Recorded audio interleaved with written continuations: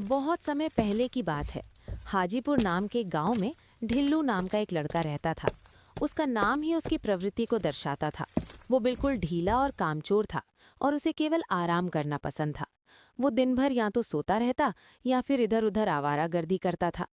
ढिल्लू के पिता रामचरण जी बेहद मेहनती और ईमानदार इंसान थे।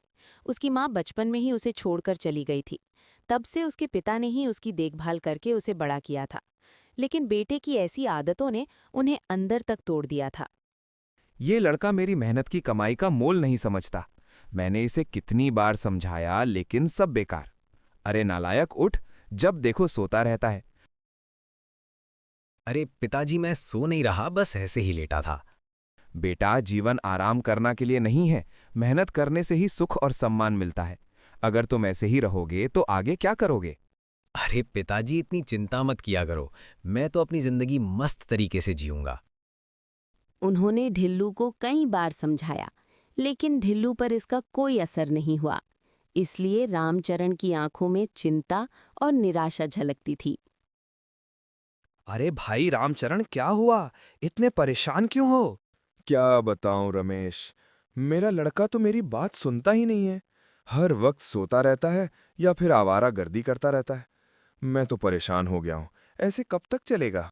देखो रामचरण, मेरी मानो तो अब इसका इलाज एक ही है कि तुम उसकी शादी कर दो। जब इसके ऊपर जिम्मेदारी आएगी तो शायद उसकी आलसी आदतें बदल जाएंगी। शायद तुम सही कह रहे हो। यही इसका हल हो। मैं जल्दी ही इसके लिए कोई अच्छी लड़की ढूंढता हूं। तुम्हारे नजर में भी कोई अच्छी लड़की हो तो बताना। हाँ हाँ, बिल्कुल।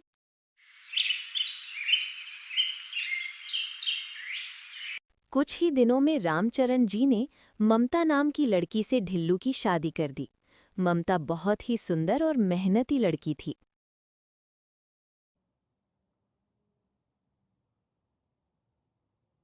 ममता जैसी लड़की के आने से मुझे पूरा यकीन है कि ढिल्लू का आलस्य दूर हो जाएगा और अब वो जिम्मेदार बनेगा।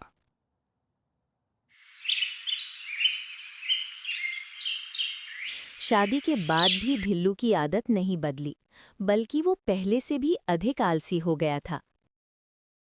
क्या ये आदमी कभी सुधरेगा? इतनी मेहनत से सब कुछ संभाल रही हूँ, लेकिन ये बस सोता रहता है। सुनो जी, क्या है? मुझे सोने दो। आप मेरी बात तो सुनो। मुझे कुछ नहीं सुनना। इनसे तो कुछ बोलना ही बेकार है। अपने पति की इन हरकतों से ममता बहुत परेशान हो चुकी थी। एक दिन ममता ने अपने ससुर रामचरण जी के सामने अपनी परेशानी रखी। पिताजी, मैंने आज तक आपके सामने कुछ नहीं कहा, क्योंकि आप घर के बड़े हैं। लेकिन अब मैं बहुत मजबूर हो गई हूँ पिताजी। आपने अपने इस आलसी और निठल्ले बेटे की शादी मुझसे कर दी। उसने मेरी जिंदगी बर्बाद कर दी है। बेटी, ऐसा क्यों कह रही हो? क्या हुआ? पिताजी, क्या आपको पता नहीं है कि वो कुछ करता धरता नहीं है? सारा दिन घर में पड़ा रहता है। आपको क्या लगा था कि सिर्फ शादी कर देने से वो सुधर जाएगा? उसने मेरी जिंदगी का चैन छीन लिया है। बेटी, मैं भी तो उसकी इन हरकतों से परेशान हूं। अब तुम ही बोलो, तुम क्या चाहती हो? मैं चाहती हूँ कि वो कोई काम करे, अपनी जिम्मेदारी को समझे। बेटी, मैं भी तो यही चाहता हूं कि वो कुछ काम करे और अपनी जिम्मेदारी को समझे। अब वो तुम्हारा पति है, तुम उसे प्यार से समझाओ, शायद वो बदल जाए। मैं तो समझा समझाकर पागल हो चुकी हूँ। वो मेरी सुनते ही कहाँ हैं। सारा दिन बस घर में पड़े रहते हैं या पागलों की तरह इधर उधर घूमते रहते हैं।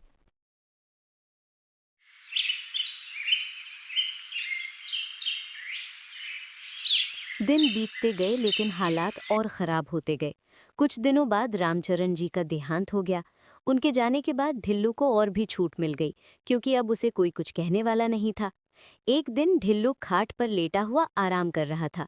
उसे इस तरह आराम करता देख ममता का गुस्सा 7वें आसमान पर पहुंच गया। आपको शर्म नहीं आती? पूरे गांव के मर्द सुबह उठते ही अपने अपने काम पर चले जाते हैं। उनकी पत्नियां चैन से जीती हैं, लेकिन मैं जब से इस घर में आई हूं, एक पल के लिए भी सुकून नहीं मिला। अरे कैसी बातें कर रही हो ममता? तुम जानती हो मैं कब से काम की तलाश कर रहा हूँ, लेकिन जहां भी जाता हूँ वहां छोटे मोटे काम ही मिलते हैं। और छोटे मोटे काम करना मुझे पसंद नहीं है। मुझे कोई बड़ा करना है। बड़ा काम और तुम करोगे? छोटे मोटे काम तो तुमसे होते नहीं, तो भला बड़ा काम क्या होगा तुमसे? आखिर तुम करना क्या चाहते हो? अरे भाग्यवान, कुछ दिनों की बात है। देखना, एक दिन मैं बड़ा आदमी बन जाऊंगा। नौकर मेरे आगे पीछे घूमेंगे। बस भी करो, तुम तो रोज बस बच्चों की तरह बहाने बनाते हो।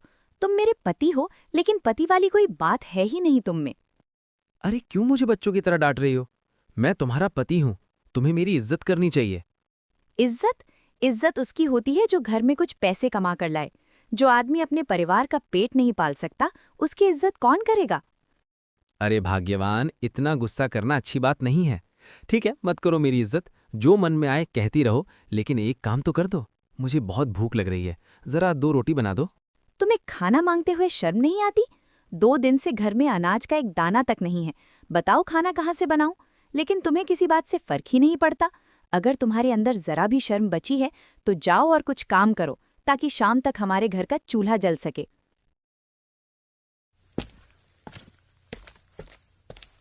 ममता की कड़वी बातें सुनकर ढिल्लू भारी कदमों से घर से बाहर निकलता है। अब क्या करूं? मेरे पास ना काम है ना पैसे। आज तक उधार लेकर ही गुजारा किया। अब कौन उधार देगा? सबने ताने देना शुरू कर दिया है। एक आखिरी उम्मीद है सोहन भाई, वो हमेशा मदद करते आए हैं। शायद इस बार भी।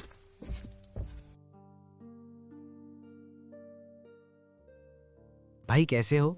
आज तुम्हारी मदद चाहिए। घर में हालात बहुत खराब हैं, खाने को कुछ नहीं है। अगर थोड़ा उधार दे दोगे तो बड़ा एहसान होगा।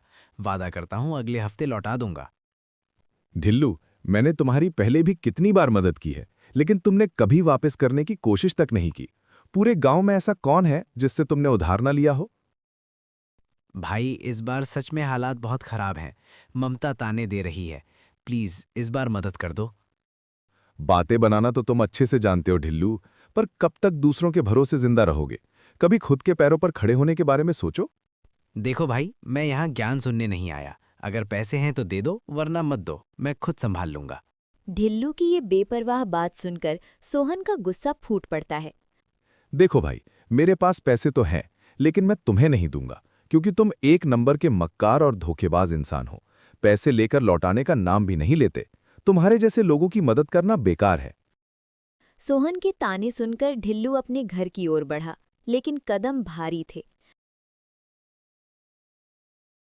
रास्ते में वो थककर एक बरगद के पेड़ के नीचे बैठ गया।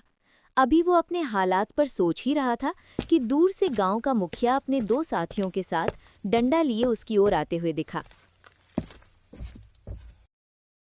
हे भगवान, अब ये कौन सी नई मुसीबत आ गई?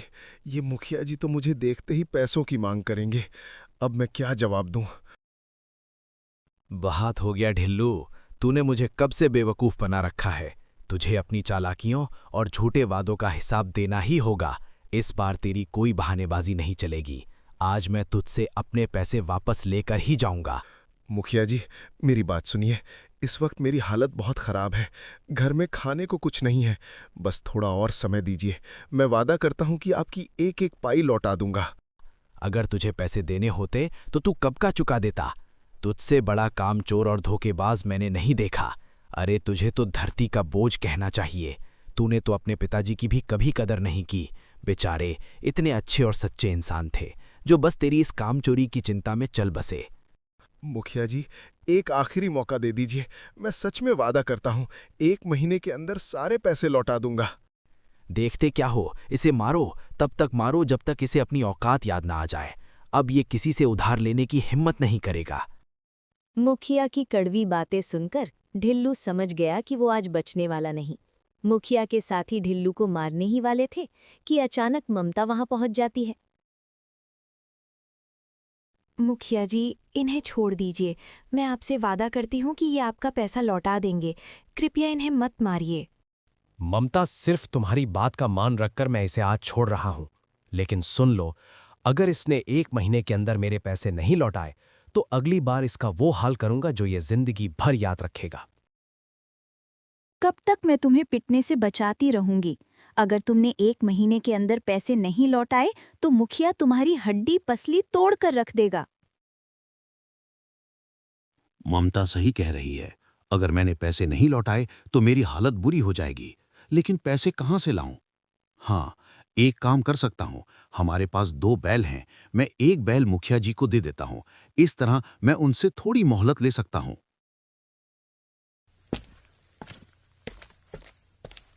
अगली सुबह ढिल्लू एक बैल की पेशकश करने के लिए मुखिया के घर पहुंचता है।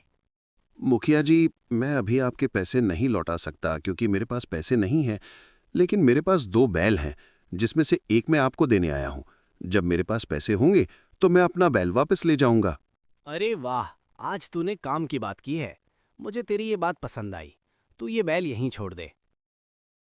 मुखिया को बैल देने के बाद ढिल्लू खुश होकर घर आकर ममता को सारी बात बताता है। ममता, आज मैंने मुखिया जी का सारा कर्ज चुका दिया है। अब वो कभी हमारे दरवाजे पर नहीं आएगा। लेकिन तुम्हारे पास तो पैसे नहीं थे, फिर तुमने मुखिया जी के पैसे कैसे दिए? ममता, मैंने अपना एक बैल मुखिया जी को दे दिया, उनके कर्ज के बदले। अब हमारी जिंदगी से उनका झंझट हमेशा के लिए खत्म। क्या तुमने बैल दे दिया और तुम इसे समझदारी मान रहे हो? क्यों? इसमें क्या गलत किया? बेवकूफ मुखिया जी नहीं तुम हो। एक बैल के बिना तुम खेत कैसे जोतोगे? अब एक बैल हमारे किस काम का है?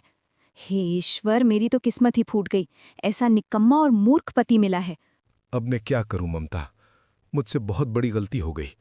ये तो मैंने सोचा ही नहीं कि एक बैल के बिना हमारा गुजारा कैसे होगा। मुझे कुछ नहीं पता, मुझे मेरा बैल वापस चाहिए। किसी भी तरह मुखिया जी से जाकर बैल वापस लेकर आओ, अभी के अभी। ढिल्लू शर्मिंदा होकर सिर झुकाता है और घर से बाहर निकल जाता है। ढिल्लू जंगल में जाकर एक पेड़ के नीचे बैठकर अपनी बेवकूफ़ी पर पछताने लगा। वो सोचने लगा कि अब हालात को कैसे संभाले। मैंने अपनी जिंदगी का क्या बना लिया? न पिता की बात मानी, न पत्नी की। अब क्या करूं? तभी उसकी नज़र थोड़ी दूर एक लड़के पर पड़ी। वो लड़का कुल्हाड़ी से लकड़ी काट रहा था। उसकी उम्र ज्यादा नहीं थी, लेकिन वो पूरी मेहनत और लगन से काम कर रहा था। उसके चेहरे पर थकान जरूर थी, लेकिन हिम्मत और जिम्मेदारी साफ झलक रही थी। ढिल्लू हैरान होकर उसके पास गया। अरे भाई, तुम इतनी छोटी उम्र में इतना कठिन काम क्यों कर रहे हो? लड़के ने मुस्कुराते हुए जवाब दिया, क्या करूं भैया, मेरे पिताजी बहुत बीमार हैं। घर चलाने के लिए मुझे ही काम करना पड़ता है। अगर मैं मेहनत नहीं करूंगा तो घर में खाना कैसे बनेगा? इतनी छोटी उम्र में इतना बोझ, तुम्हें थकान नहीं होती? थकान तो होती है, लेकिन जब पिताजी का ख्याल आता है तो सारी थकान दूर हो जाती है। वही तो मेरे सब कुछ हैं। ये सुनकर ढिल्लू चौंक गया। लड़के की बातें सुनकर ढिल्लू के दिल में कुछ टूट सा गया। लड़का बोला, भैया, आप चाहें तो हमारे घर चलिए, पिताजी से मिलकर अच्छा लगेगा। ढिल्लू उसके साथ उसके छोटे से घर गया।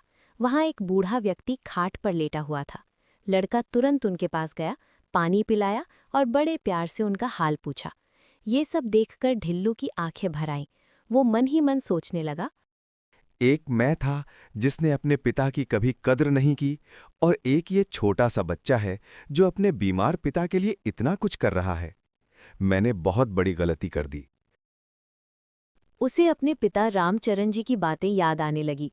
उनकी मेहनत, उनका प्यार और अपनी नालायकी। ढिल्लू की आंखों से आंसू बहने लगे। उसी पल उसने ठान लिया, मैंने बहुत बड़ी गलती कर दी। काश मैंने अपने पिता की बात मान ली होती। अब मैं अपनी जिंदगी बदल कर रहूंगा, मेहनत करूंगा और एक जिम्मेदार इंसान बनकर दिखाऊंगा।